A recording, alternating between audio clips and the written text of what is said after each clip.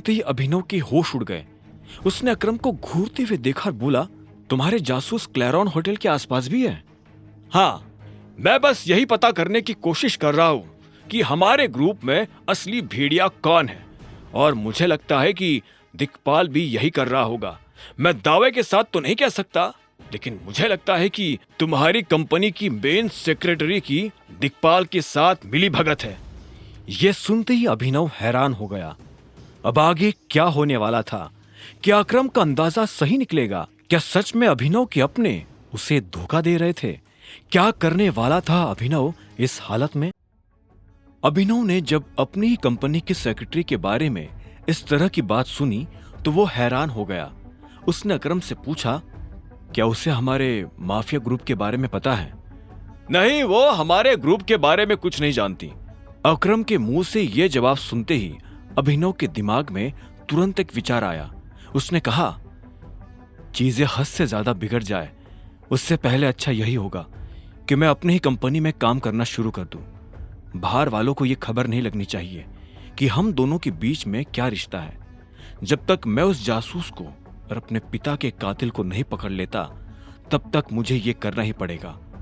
अकरम ने उसकी बात सुन एक गहरी सांस ली और कहा, ठीक है तो फिर जैसा तुम्हें सही लगे, लेकिन फिर भी मैं उस मैनेजर को तो जॉब से निकालने वाला हूं। उसे तुमसे इस तरह से बात नहीं करनी चाहिए थी। लेकिन मुझे एक बात समझाओ, क्या दिक्पाल इतना बड़ा बेवकूफ है कि वो दिन दहाड़े मेरी सेक्रेटरी से मिल रहा है? उसके दिमाग में भी तो ये बात होगी ही ना कि कोई उसे देख रहा है। कहीं ऐसा तो नहीं कि उसने जानबूझकर ये सब किया? अगर ऐसा होता तो वो रानी से क्यों मिलता? रानी? अरे तुम्हारी सेक्रेटरी। अब बातों बातों में मैं उसका नाम तुम्हें बताना ही भूल गया, अकरम ने कहा। अभिनव ने हाँ में सिर हिलाया और अकरम ने आगे कहा, हाँ, तुम जो कह रहे हो वो सुनने में सही लग रहा है, लेकिन सवाल फिर से वही खड़ा होता है कि अगर उसे ये सब पता था तो फिर वो रानी से क्यों मिल रहा था?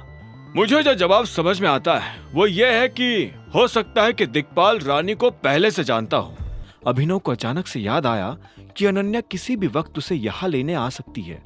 उसने घड़ी देखी और उसके बाद फिर से अकरम की तरफ पलटते हुए बोला, जो भी हो, लेकिन उसने आज जो किया उसके पीछे उसकी मंशा कुछ और है। अगर ये कोई नॉर्मल मुलाकात होती तो वो दिन में तो रानी से नहीं मिलता, वो उसे रात में ही बुलाता, और वो भी गुड़गांव में नहीं, कहीं और। कहीं कुछ तो गड़बड़ है।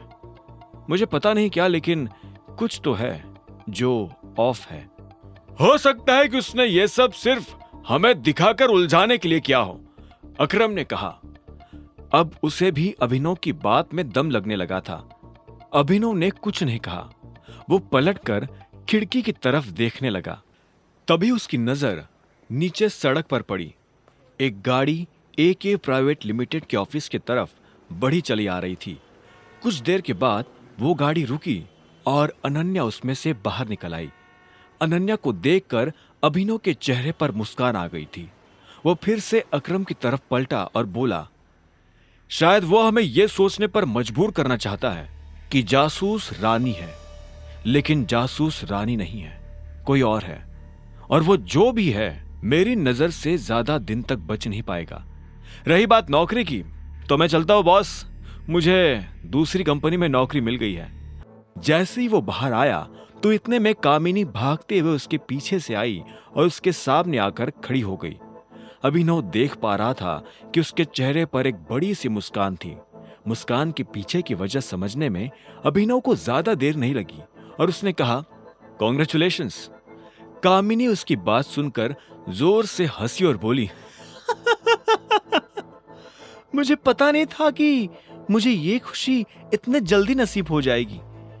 मुझे नहीं लगा था कि तुम इतनी आसानी से मेरा पीछा छोड़ दोगे।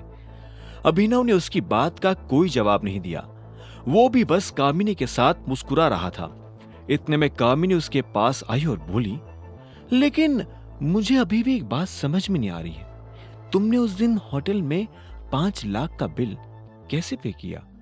तुम्हारी शक्ल देखकर लगता नहीं कि तुम्हारे पास इतने पैसे जिंदगी में कभी होंगे। इस बारे में मुझे किसी को भी सफाई देने की जरूरत नहीं है, तुम्हें तो जरा भी नहीं। अभिनव ने कहा।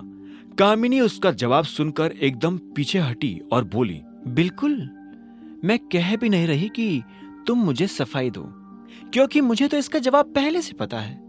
अनन्या सिंह, तुम नहीं चाहते ना कि लोगों को यह पता चले कि तुम्हारी शादी अनन्या से हुई है ना?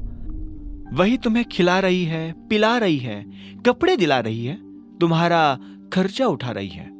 इनफैक्ट होटल का बिल भी तो तुमने उसी के पैसों से भरा था। अभिनव कामिनी की यह बात सुनकर अपने आप को हंसने से रोक नहीं पाया।